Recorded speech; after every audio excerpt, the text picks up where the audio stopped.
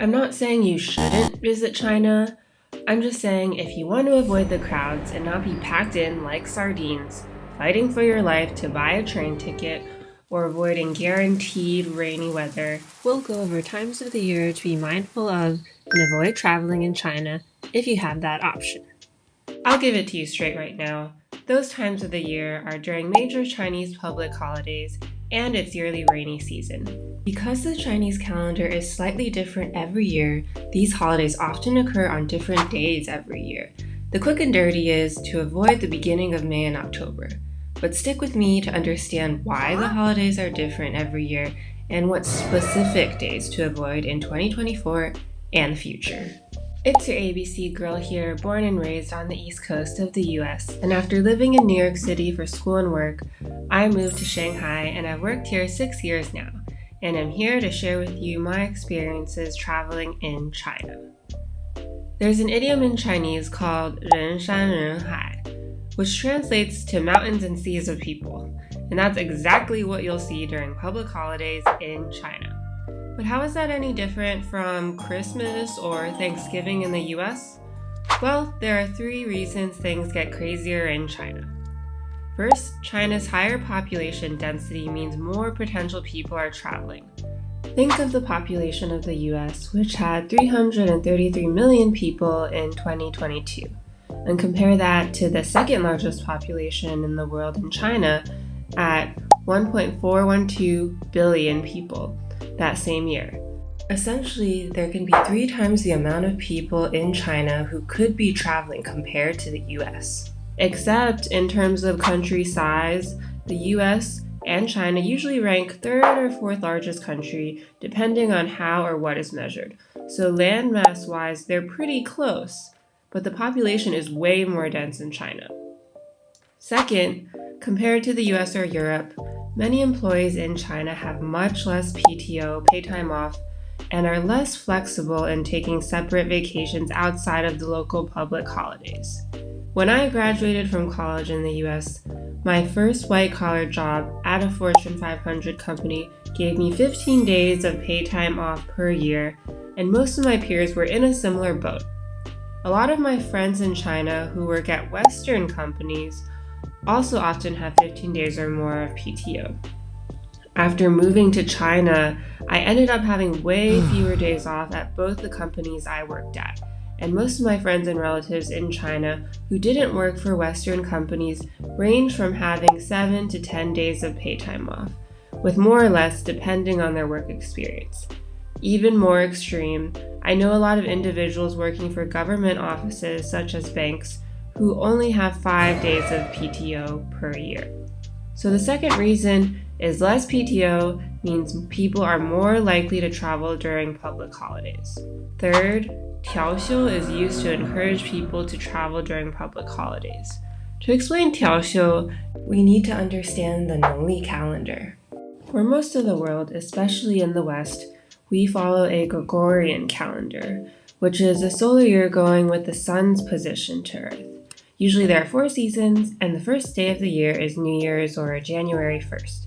In China, they use a Nongli calendar, or as Wiki calls it, the Chinese calendar, which takes into account both the cycles of the sun and moon with the focus on agricultural seasons. However, this means that days on the Nongli calendar differ every year from the Gregorian calendar. You can see that the start of the Chinese New Year can be not only on a different day, but also month on the solar calendar year. Try remembering your friend's birthday if they only celebrate their Nongli birthday instead of the Gregorian birthday. Oh, when's your birthday? I want to set a yearly reminder to remember. I celebrate my Nongli birthday. It's on the 9th day of the 4th month from the beginning of the Nongli calendar. So, in the same vein, Nongli public holidays fall on different days each year and often in the middle of the week. To encourage people to spend and travel more to stimulate the economy, sometime in the 2000s, the government started Tiao Xiu by filling in the day between a public holiday to connect to the weekend. An example in American terms is, say, if our Independence Day, July 4th, falls on a Wednesday, the government will give you Thursday and Friday off. then you technically will get a 4 or 5 day holiday break because it connects with Saturday and Sunday. Sounds great, right? You can have a 4 or 5 day long break. However, you don't just get a freebie Friday off. What they're actually doing is rearranging the prior and following weekend days. The higher powers that be will make the previous or following Sunday a work day, so you technically still only get 1 day off, but in the end, you may end up having to work 4 or 7 days in a row. That's Tiao Xiu in a nutshell.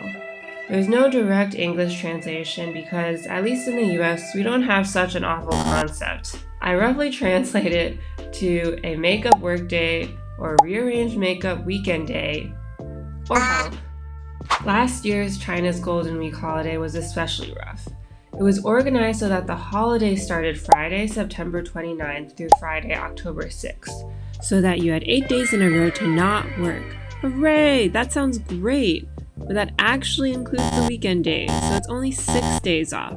And technically, you only have 4 days off because actually you had to work the Saturday and Sunday right after, meaning you had to work 7 days in a row after. The point of this video is that often these rearrangements from Tiao Xiu means that without having to take days off, by default, Chinese holidays have a connected amount of minimum 3 to 8 days off. How can you not be trying to travel or at least go out for a few days when you have that many days off? So big population density, few paid time off days, but then guaranteed long connected days off means you better believe the population is mobilizing in big ways. Everyone is buying train and high-speed rail tickets as well as hitting the road during this time, meaning travel destinations will be jam-packed with people. Big tourist destinations will literally become人山人海and make the overall experience less enjoyable. And there will be even longer lines for everything from seeing anything touristy, waiting for a taxi Uber equivalent, which is called Didi here, going to the bathroom, or just finding food, turning normally stressful situations into painful experiences. Roads will be heavily congested, and good luck finding parking. Hotels and car rentals will be marked up, difficult to book, or maybe fully booked. The most difficult part will be trying to buy tickets for trains, high-speed rail, and attractions that require tickets. Queuing in line or setting an alarm to wake up at a certain time to try to snag a ticket in Chinese is called 抢票. And the preparation that goes into buying train tickets during high season feels like what you're doing before a Cyber Monday sale or trying to get Taylor Swift concert tickets. You have your plan A, plan B, and plan C with alternate times, destinations, transfers, etc. And if all else goes to shit, you might try to find a ticket scalper, or huangniu, or pay for a more expensive ticket that goes to a farther destination. So, how do we avoid all this? Well, we need to know for that specific Nongli year, what are the days of that year that Chinese public holidays take place, and what Tiao Xiu or makeup weekend days the government has adjusted. Now, let's go over the national holidays to watch out for by order of which to avoid most by the following factors. We have a scary scale of -5 to 0, where scariness factors in the length of the break and intensity of people traveling.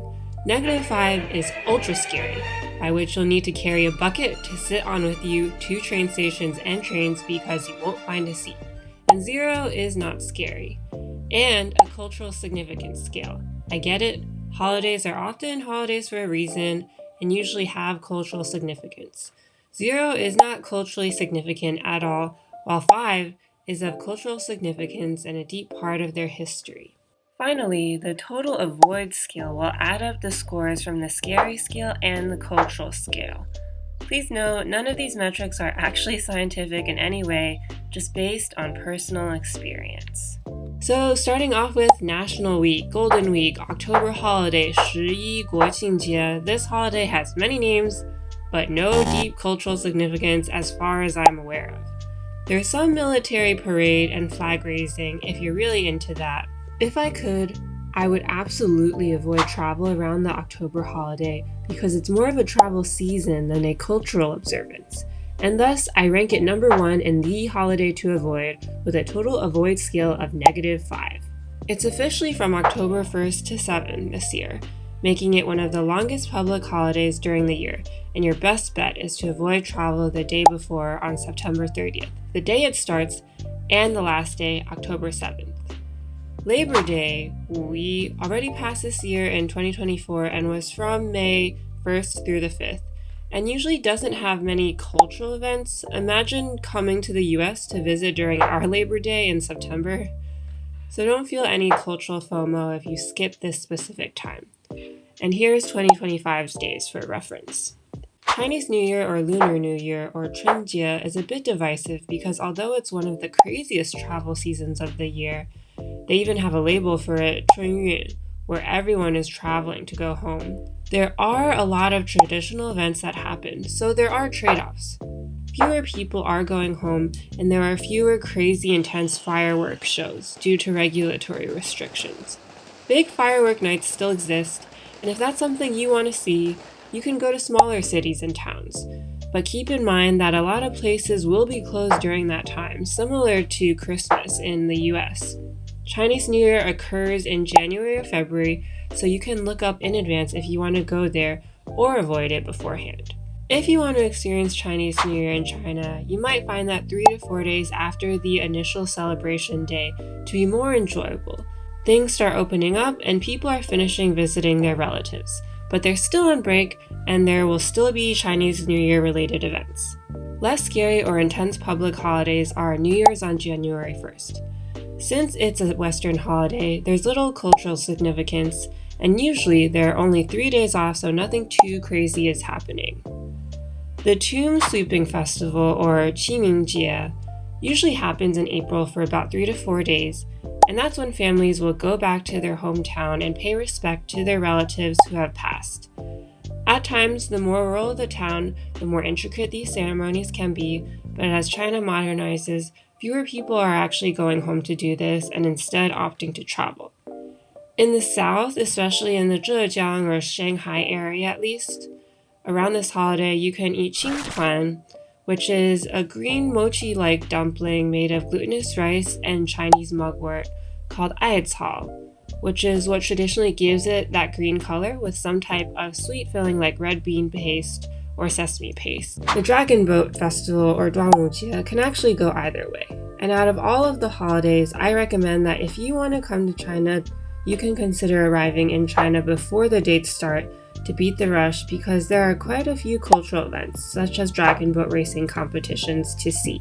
It's usually in June, and just be aware of the travel days. This year it's going to be chill since it's only 3 days from June 8th to 10th.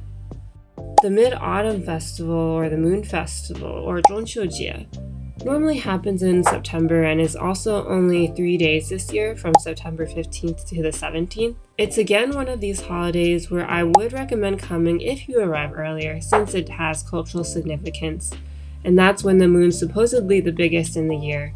Plus, there's a cool backstory that includes an archer, a rabbit, and a lover. Please note that 2025 dates are references, and the official government mandated days for the upcoming year are usually announced towards the end of the previous year, so make sure to check that out. A lot of these days are for 2024, but I would recommend Googling China Briefing Public Holiday Schedule. That website does a really good job showing which are the extra days added onto the Nongli holiday, so you can see what days are travel days. Finally, a guaranteed season of unpleasant weather filled with rainy days is called the Plum rain season, or 梅雨季节. It not only affects China, but also Japan and Taiwan, but keep in mind that for southeastern China, especially Shanghai or nearby cities, including Hangzhou and the Suzhou area, it usually occurs in mid-June through July. If you can't avoid traveling during these holidays, some tips to keep in mind are, for train tickets, 2 weeks before the day you want to travel, make sure to set your alarm to qiang or fight to get your ticket. Second tip is, avoid the train and high-speed rail system and take a plane. Flight tickets are usually readily available compared to train tickets. The last hack is to avoid the major travel days, called 高峰期. You look at the assigned public days off, and you avoid traveling 1 to 2 days before the public holiday, the first and second day of the public holiday, and the tail end of those days off. Making your travel days in the middle or several days before or after the public holiday means you'll have higher success buying train tickets and avoiding those scary Gaofengqi travel rush days. So if we total our scary scale and cultural scale, here are my non-scientific scores for which Chinese holidays to avoid traveling in most, with the national holiday Guoqingjie at the very top, and Labor Day coming at second. It's hard to tell here just because you can only see 2025's days for Labor Day, but in general, Labor Day can go up to 5 days, which can make it extra intense. I would still generally avoid all the days before and beginning of any Chinese holiday to avoid人山人海. And if you want to go for a specific cultural event, that's totally valid, and just know what you're getting into beforehand. Have any of you visited during a Chinese holiday? What was your experience? Let me know in the comments below, and don't forget to like and subscribe.